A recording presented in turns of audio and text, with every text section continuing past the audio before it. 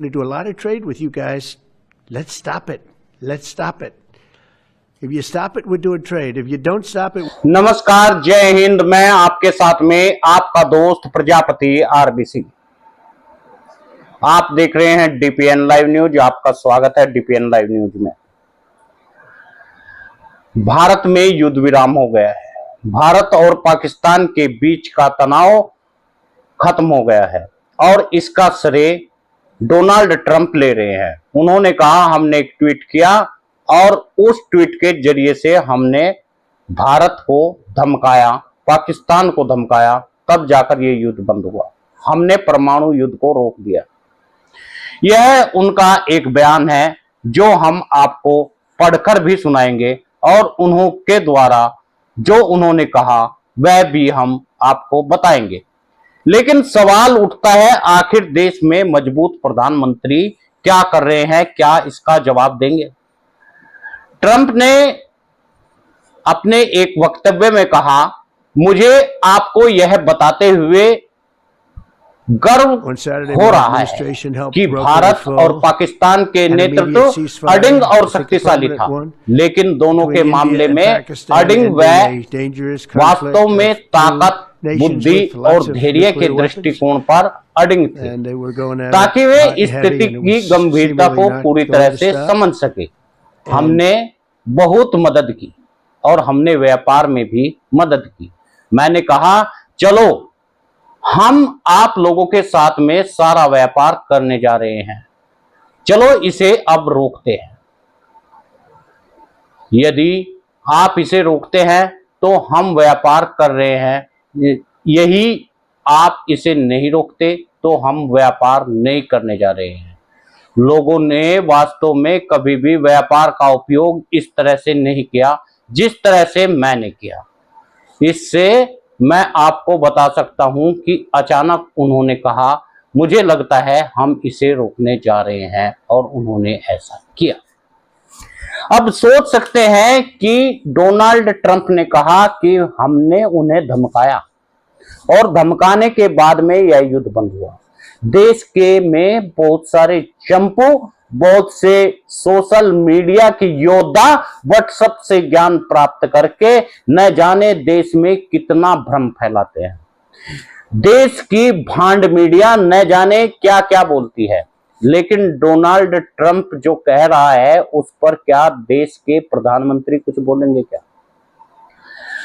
हमारे गृह मंत्री जोर शोर से चिल्लाते हैं और कहते हैं कि 1971 में यदि सीज फायर न किया होता तो हम पाकिस्तान छीन लेते। जनाब, आप अब कहां सोगे? जब देश में 4 दिन यदि सीज फायर ना होता तो अब 2 टुकड़े पाकिस्तान के हो सकते थे। अब की बार बलोचिस्तान का विद्रोह भारत के काम आ सकता था।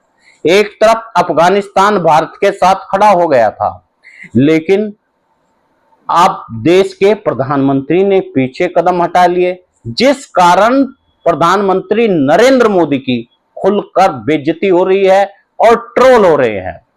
भक्तों के पास में कोई जवाब नहीं है। अब यह सोचने और समझने की बात है, अमेरिका का राष्ट्रपति आकर के धमकाता है और युद्ध विराम हो जाता है। अमेरिका का राष्ट्रपति पहली बार ही नहीं धमका रहा था, इससे पहले श्रीमती इंदिरा गांधी को धमकाने की कोशिश की थी।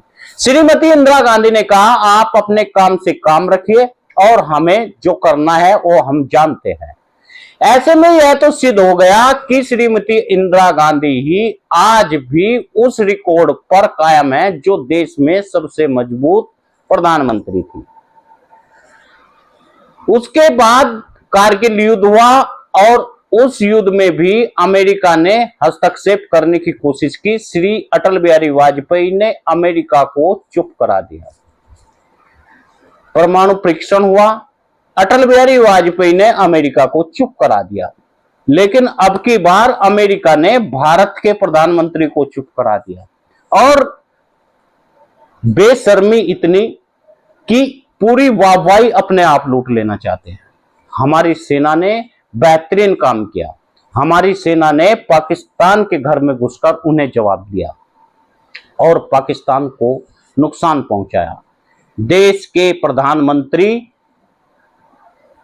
अमेरिका के कहने पर चुप हो जाते हैं और आगे नहीं बढ़ते हैं। सोचिए, आज पाकिस्तान हमारे चरणों में आकर गिर जाता, पाकिस्तान की कहने की हिम्मत नहीं पड़ती, पाकिस्तान की नकारने की हिम्मत नहीं पड़ती, और हमारे देश के प्रधानमंत्री अपनी वाहवाही कर रहे हैं।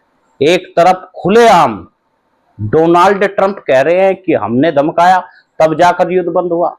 सोचिए, और आप इस पर गंभीरता से सोचिए, यदि देश में इस तरह के प्रधानमंत्री होते रहे तो क्या भारत एक गौरवशाली देश बना रहेगा?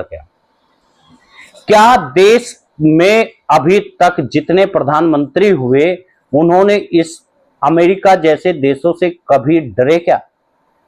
यह सवाल हर किसी के जहन में आज आ रहा है। आपसे निवेदन है, वीडियो को शेयर करिए, न्यूज चैनल को सब्सक्राइब कर लीजिए।